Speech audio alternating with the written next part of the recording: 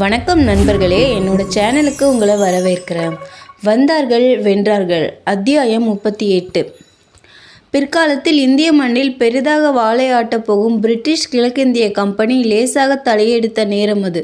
Company சார்பில் இந்தியாவுடன் ஒரு வர்த்தக உடன்படிக்கை செய்து கொள்வதற்காக இங்கிலாந்து அரசர் 1ஆம் ஜேம்ஸ் அனுப்பி 1615ஆம் ஆண்டு வந்து சேர்ந்தார் சர் தாமஸ் ரோ என்னும் பிரபு. ஜஹாங்கீர் பாதுஷாவின் உள்ளுணர்ச்சி ஏதேனும் எச்சரித்ததோ என்னவோ. ஒப்பந்தம் என்றெல்லாம் எதுவும் தேவையில்லை, மற்றபடி இந்தியாவுக்கு வருகை தரும் ஒரு வெளிநாட்டவருக்கு தரப்படும் எல்லா சலுகைகளும் தங்களுக்கு கிடைக்கும் என்று சக்கரவர்த்தி சொல்லிவிட்டார். சொந்த கட்டடம் ஏதும் கட்டவோ வாங்கவோ கூடாது, வாடகைக்கு வேண்டுமானால் வைத்து கொள்ளுங்கள் என்பதும் ஜஹாங்கீரின் கண்டிஷன். ரோவுக்கு சற்று ஏமாற்றம்தான். இருப்பினும் ஆங்கிலேயர்கள் நீட்டிய நட்பு கரத்தை ஒரே அடியாக தட்டி தள்ளிவிடவில்லை பேரரசர் ஜஹாங்கீர். அரபிக்கடலில் போர்ச்சுகீசிய கடற்படையுடன் பிரிட்டிஷ் கடற்படை இருமுறை மோதலில் இறங்கி வெற்றி பெற்ற விஷயம் பாதுஷாவுக்கு தெரியும். இந்தியாவிலிருந்து கப்பலில் ஹஜ் புனித பயணம் செல்பவர்களுக்கு பிரச்சனை ஏதும் பிரிட்டிஷ் கப்பல்களால் வரக்கூடாது என்று நினைத்த ஜஹாங்கீர் மனதில் ஓடியிருக்க வேண்டும். ஆகவே நம்பிக்கையூட்டும் வகையில் மிகுந்த அன்புடனும் நட்புறவுடனும் சர் தாமஸ் ரோவை நடத்தினார் சக்கரவர்த்தி. ரோவும் சுமார் 3 ஆண்டுகள் தன் உதவியாளர்கள் எட்வர்ட் டெர்ரியுடன் அரண்மனையில் தங்கினார். ஜஹாங்கீர் சக்கரவர்த்தியின் அன்றாட அலுவல்களை நுணுக்கமாக விவரிக்கும் ரோ மற்றும் டெர்ரியுடைய டைரி குறிப்புகள் வரலாற்றுக்கு கிடைத்த பொக்கிஷங்களுள் ஒன்று என்பதை குறிப்பிட்டாக வேண்டும். அரண்மனைக்கு வந்து சேர்ந்த தாமஸ் ரோ பாதுஷாவுடன் சற்று சீக்கிரமாகவே சந்திப்பு வேண்டி வெளிநாட்டு மது வகைகளை ஜஹாங்கீருக்கு பரிசாக அனுப்பி தன் தலையில் தானே மண்ணை போட்டுக்கொண்ட தமாஷ் நிகழ்ச்சி ஒன்றும் நடந்தது. ரோவை சந்திப்பதற்கு பதில் வெளிநாட்டு சரக்கில் புகுந்து விளையாடி சில நாட்கள் தொடர்ந்து மயக்க நிலையில் மன்னர் ஜஹாங்கீர் இருந்ததால் பாதுஷாவின் தரிசனம் கிடைக்க ரோ சில நாட்கள் கடனே என்று காத்திருக்க வேண்டி வந்தது. இங்கிலாந்திடமிருந்து பொம்மைகள் உட்பட பல பரிசு பொருட்கள் வரவழைத்து முகலாய ராஜ குடும்பத்திற்கு விநியோகித்தார் ரோ.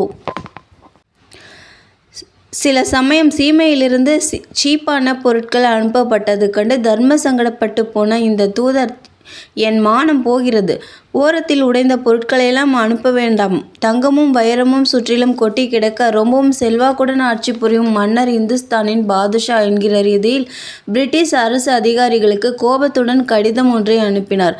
ஆனால் ஜஹாங்கீரோ ஒரு குழந்தைக்குரிய ஆர்வத்துடன் வெளிநாட்டு பொருட்களை தோண்டி துருவி பார்வையிட்டார். வெளிப்படையாகவே உங்கள் ஊரிலிருந்து ஏதாவது வந்ததா என்று அவ்வப்போது ரோவிடம் மன்னர் கேட்டதுண்டு.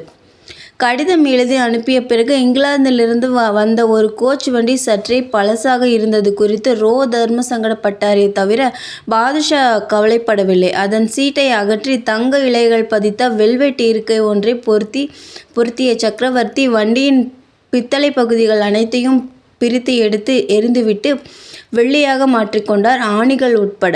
மன்னரை பொறுத்தவரை அது ஒரு இம்போர்ட்டட் கோச் என்பதே போதுமானதாக இருந்தது.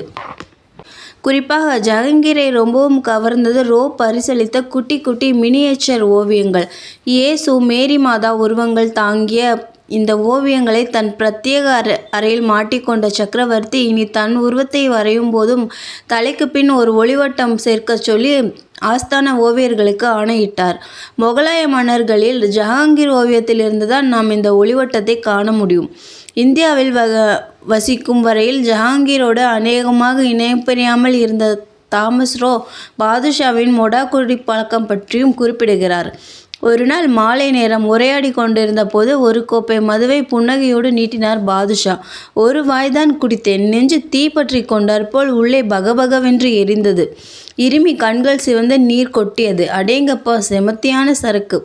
ஜஹாங்கீருக்கு சிரிப்பு வந்துவிட்டது. பாதுஷா ஆணையிட ஊழியர்கள் ஓடிச் சென்று பாதாம் பருப்பு வகை, திராட்சை மற்றும் இனிப்புகள் எல்லாம் தங்கத்தட்டில் கொண்டு வந்தனர்.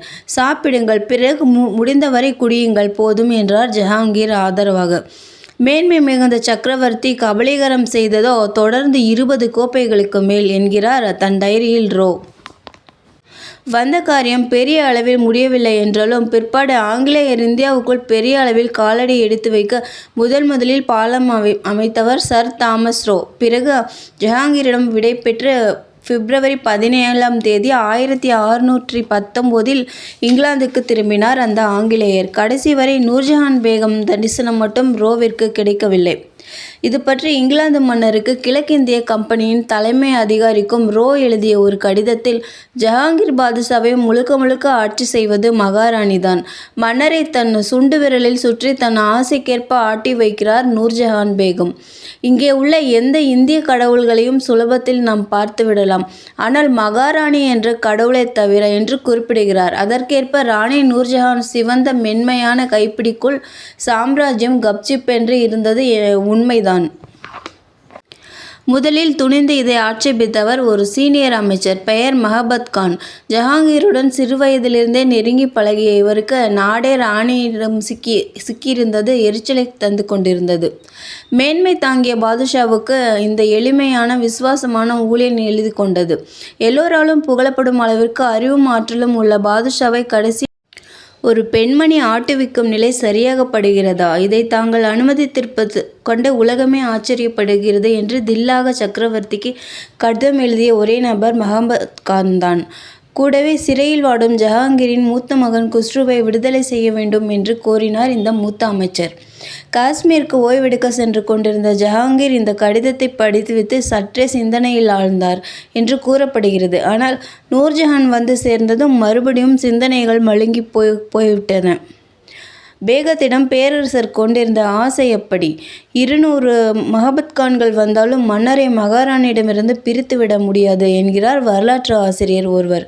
பார்வை பாதிக்கப்பட்டிருந்தாலும் மூத்த இளவரசர் குஸ்ருவுக்கு இன்னமும் நாட்டில் மதிப்பு இருப்பதும், மகனை மன்னர் சிறையில் வைத்து இப்படி சித்திரவதை செய்து கொண்டிருப்பது தவறு என்றும் மஹபத்கான் கோபமாக நண்பர்களிடம் பேசுவதும் நூர்ஜஹானின் கிச்சன் கேபினட்டிற்கு ஒற்றர்கள் மூலம் தெரியாமல் போகுமா? வேண்டப்படாத அதிகாரிகளை இன்று தன்னில்லா காட்டுக்கு மாற்றுவதைப் போல மஹபத் கானை ஆப்கானிஸ்தானுக்கு அனுப்பியது இந்த சக்தி வாய்ந்த குழு. இளையவர் ஷாஜஹான் மனதிலும் விஷம் பாய்ச்சப்பட்டது. ஒரு சதி திட்டம் துளிர்விட்டது. தெற்கே ஷாஜஹான் படையோடு சென்றபோது கூடவே தன் அண்ணன் குஸ்ருவையும் பிடிவாதமாக தன்னுடன் அழைத்து சென்றார். பர்ஹான்பூரில் தங்கியிருந்த போது அண்ணனை வீட்டுச் சிறையில் இருத்திவிட்டு வேட்டைக்கு கிளம்பினார் ஷாஜஹான். போவதற்கு முன் விசுவாசமான அடிமை ரேசாவிற்கு ரகசியமாக ஒரு கட்டளை பிறப்பிக்கப்பட்டது. ஷாஜஹான் வேட்டையில் இருந்தபோது அரண்மனைக்குள் மனித வேட்டை நடந்தது.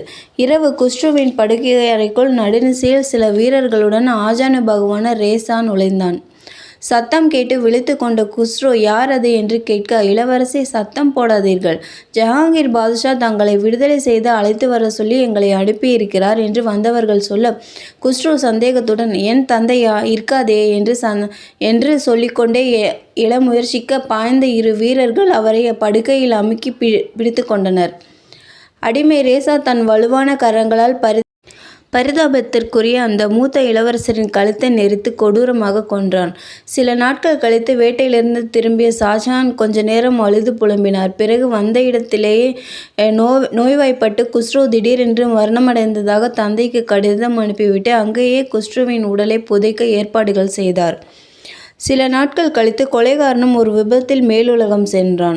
மகன் குஸ்ரு வாழ்ந்தபோது அவரை குரூரமாக நடத்திய ஜஹாங்கீர் இப்போது ஒட்டுமொத்தமாக சோகம் தாக்கியது. மூத்த மகனை நினைத்து ரொம்பவும் பாதுஷா புலம்பியதாக தகவல். குஸ்ரு இறந்த அடுத்த மாதம் அவருடைய உடலை பர்ஹான்பூரிலிருந்து அகற்றி ஆக்ராவில் இளவரசரின் தாயின் கல்லறைக்கு பக்கத்தில் புதைத்தார்கள்.